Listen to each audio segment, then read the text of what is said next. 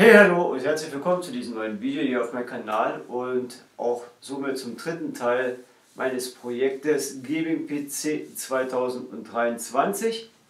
Und heute ist es soweit, wir werden diese Komponenten hier in dieses Gehäuse bauen und anschließend ihn auch nochmal anschalten, um zu gucken, ob alles so läuft, wie es laufen soll. Ich will jetzt hier auch nicht länger rumquatschen.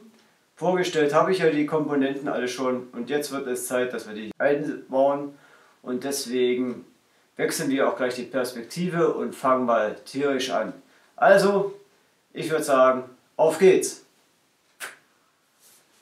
Wir fangen auch gleich mit dem Mainboard hier an, es zu bestücken, und ich denke mal, wir werden zuerst mit dem Prozessor anfangen. So, Deckel hoch. Prozessor raus.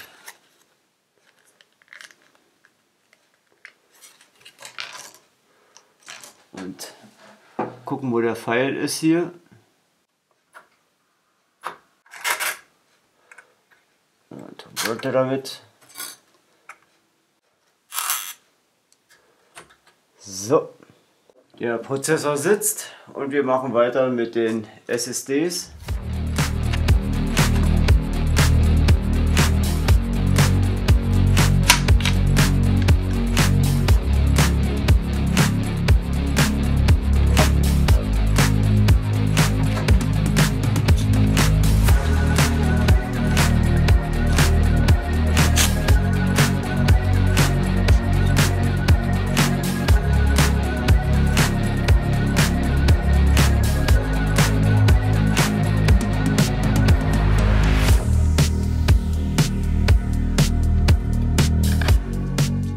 Weiter machen wir mit dem RAM.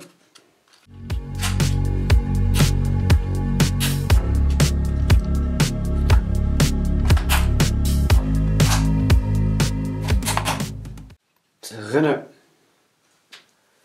So, als nächstes werden wir jetzt die Backplate vorbereiten für die Wasserkühlung.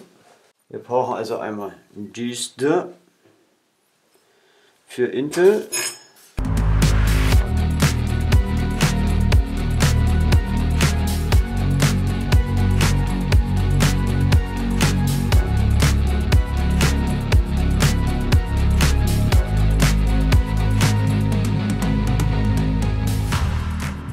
Als nächstes müssen wir eigentlich schon die Wärmeleitpaste auftragen, aber bevor wir das machen, werden wir jetzt erstmal die Lüfter und den Radiator an das Gehäuse setzen. Okay, müssen wir das jetzt noch anders machen. Wir müssen jetzt noch die Inselhalterung erstmal anbauen, bevor ich jetzt den Radiator in das Gehäuse anbaue. Und für Intel ist es der große hier.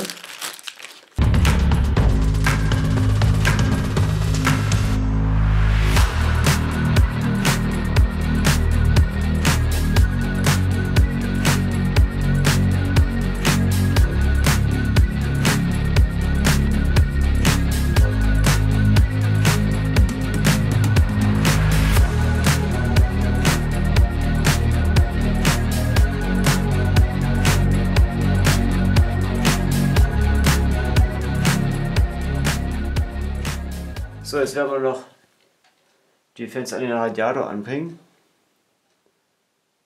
und müssen wir auch gleich mal gucken, dass wir das auch gleich richtig rummachen. Der kommt also das Kabel nach unten. So, jetzt nehme ich die ganze Geschichte nochmal aus.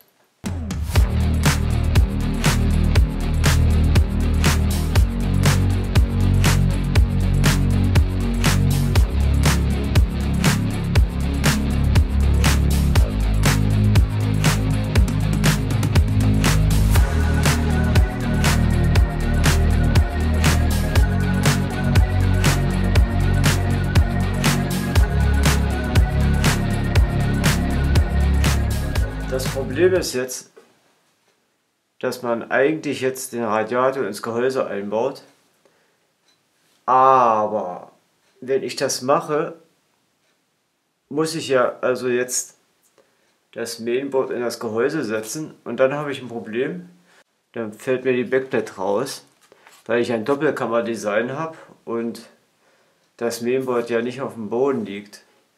Deswegen muss ich den Kühler jetzt schon anbauen und hoffe mal, also den Kühlkörper, hoffe mal, dass ich das dann alles vernünftig rüber kriege und dass natürlich der Kühlkörper auch richtig rum ist. In Ordnung. Und jetzt Erbsengröße drauf.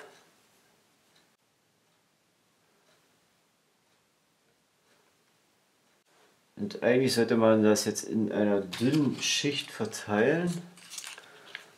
Aber ich habe jetzt gar nichts hier.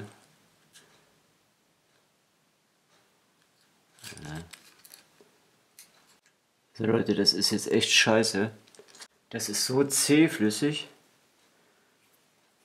Ich hoffe, dass der Anpressdruck das vernünftig verteilt hier.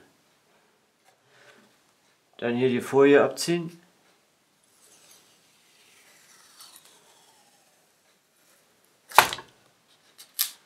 Hopp. Und ich hoffe, dass die jetzt auch genau richtig rum ist.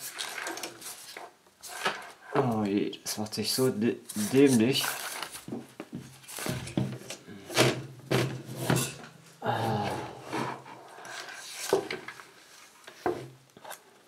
Okay. Und drauf damit. So.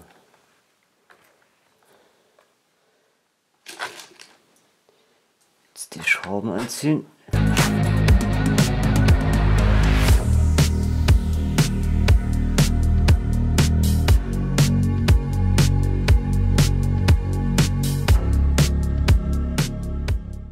Ich hoffe mal, dass der Anpressdruck jetzt die Paste vernünftig verteilt hat.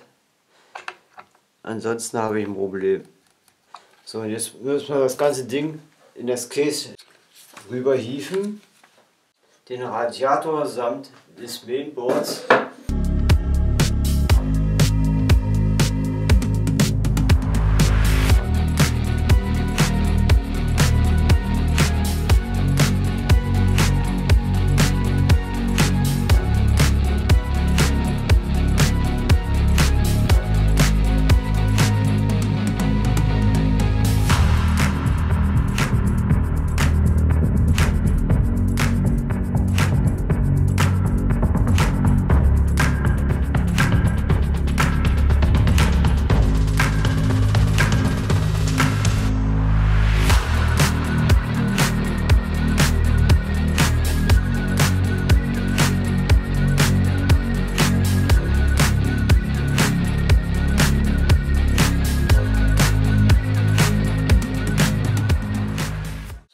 Also hier würde tatsächlich noch ein Fan reinpassen. Ich muss mal gucken, ob ich jetzt hier noch an die Kabel, das Kabel für die CPU rankomme. So. Okay, mein Akku ist auch gleich leer von der Kamera. Dann muss ich dann zur anderen Kamera switchen. Sorry Leute. Dann werden die Aufnahmen wahrscheinlich ein bisschen schlechter. Aber ich kann es leider nicht ändern. So, das sind jetzt die Kabel für den Fan hier, für den oberen. Und jetzt werden wir auch gleich das Netzteil mal einbauen.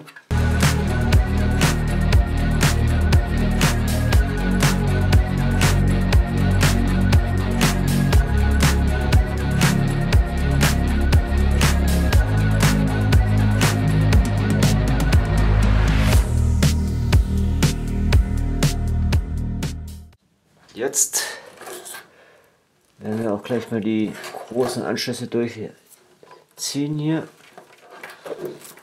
Mal gucken, was wir hier haben. PCIe, CPU. CPU ist gut, den brauchen wir.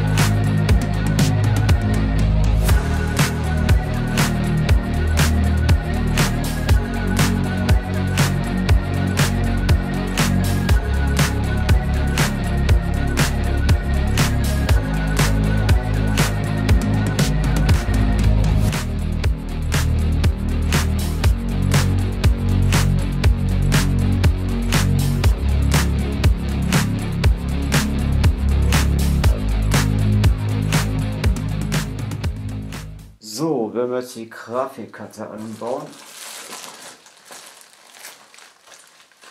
Das schwere Monster. So, jupp, so kommst du rein. So. Das hier, glaube ich, die oberen zwei abbauen. Das sind natürlich diese steifen Kabel hier im Weg.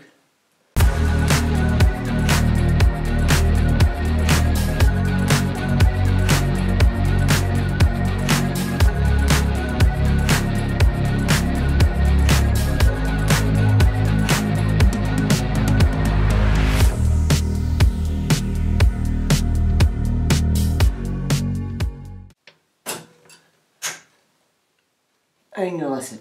Oh, hält sogar. Von der diesen doch brauchen oder überhaupt nicht brauchen. Aber erstmal festziehen hier.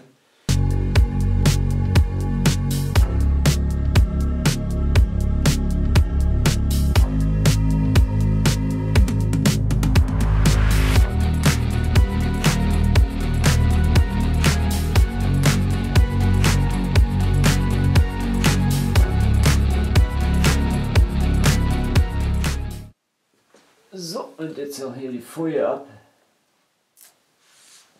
Okay. So, nächster Tag.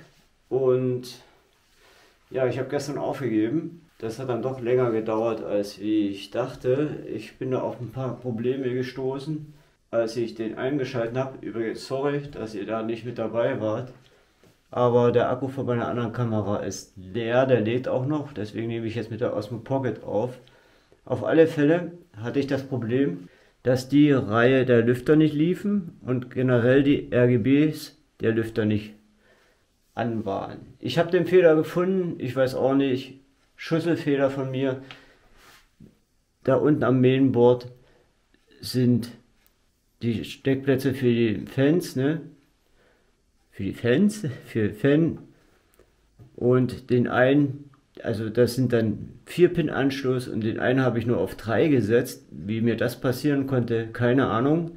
Auf alle Fälle, die Lüfter liefen dann und bei der RGB war das so, dass ich ja hinten alles in eine Reihe geschalten habe und dann gibt es das hier, diese Stecker hier und das Gegenstück, ja, von der Verlängerung, also von dem Y-Kabel, wo ich dann alles rangehangen habe, das ist so locker, dass das mir halt, als ich versucht habe, die Kabel da irgendwie in Position zu bringen, rausgerutscht ist. Ja, das war's gewesen.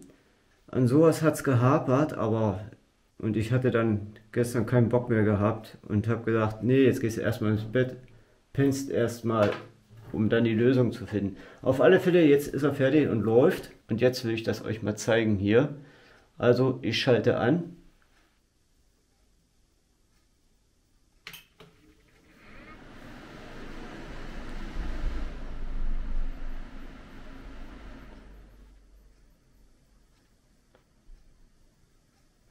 Moment, das dauert ein bisschen, bei der Wasserkühlung hier kommt auch noch was.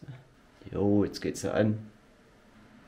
Auf alle Fälle läuft er, jetzt muss ich nur noch an die Lüftersteuerung, dass die nicht auf volle Kanne immer laufen, damit der Computer auch ein bisschen ruhiger wird. Ansonsten, denke ich mal, kann man doch gar nicht meckern, oder? Was wir jetzt noch machen müssen, ist die Seitenscheibe ran, hinten das und ja, deswegen machen wir das erstmal wieder aus und zeige euch das dann nochmal an der Front mit diesem Infinity Look. Apropos Kabelmanagement, ne? Also muss ganz ehrlich sagen, ich bin damit überhaupt nicht groß zurechtgekommen, obwohl das Gehäuse so groß ist. Und wenn ich hier den Mittelsteg nicht hätte, würde das nicht so clean aussehen, das sage ich euch jetzt schon. Mein Problem war ganz einfach, dass ich von jedem Lüfter jeweils 2 Kabel habe und das ziemlich lange, die dann in Reihe schalten mussten, sowohl das RGB-Kabel als wie auch Lüfter. Und ja, da sind wir mal ganz schnell bei 12 Kabel, die man da hinten verlegen muss. Und dann noch mit Verlängerung und Adaptern. Das war echt eine Herausforderung und boah, Wahnsinn. Auf alle Fälle sieht das jetzt so aus und ich kann damit leben, es sieht gut aus, ich habe alles festgemacht, es kann auch kein Stecker für die RGBs rausrutschen.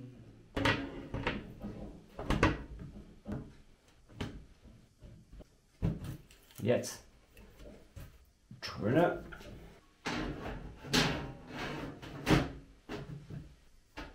Auch drinne.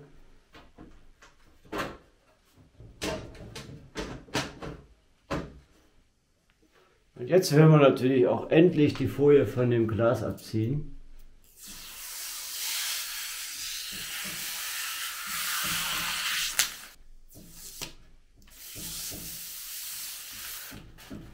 So.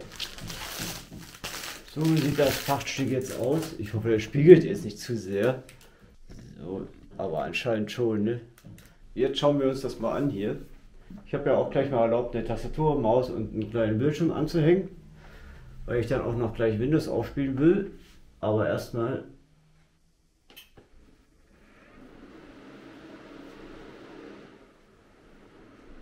das ist der Infinity Look, von dem ich immer geredet habe, der mir so wirklich top gefallen hat. Wie gesagt, die RGBs kann ich noch einstellen. Was mir auch aufgefallen ist, dass sogar das Mainboard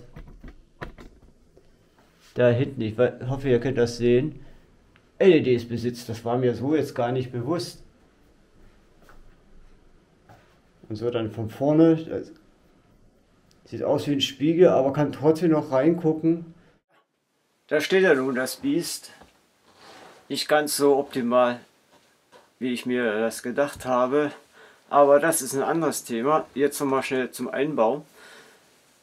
Der Einbau der Komponenten selbst ging eigentlich ganz gut. Ich habe mir da auch Zeit genommen, habe öfters in die Bedienungsanleitungen geschaut. Ich wollte nichts falsch machen für über 2000, ja, sagen wir mal für knapp 2300 Euro. Da wollte ich auch nichts unbedingt kaputt machen.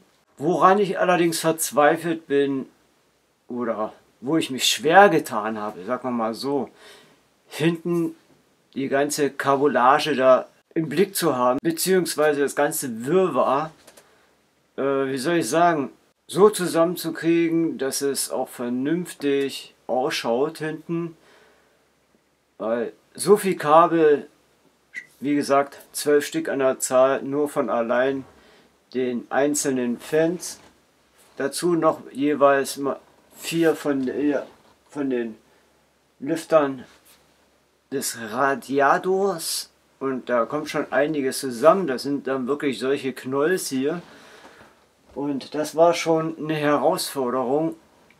Vor allen Dingen, wenn man dann so viel Kabel hat, dann überhaupt den Überblick zu behalten, wohin welches Kabel geht. Also das war schon echt Hammer.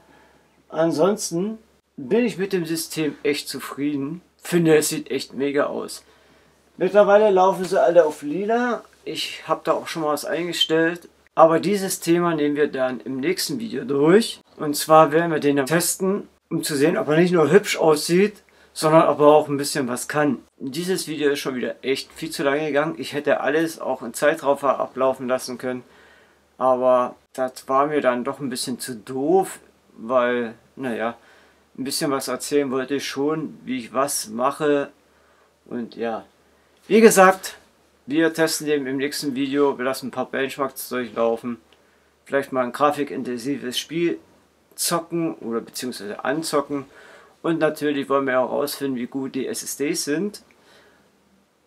Ob sie ihre angegebenen Werte erreichen, zumindest ansatzweise, oder komplett versagen. Da bin ich schon sehr gespannt, wie diese Fangxiang SSDs abschneiden.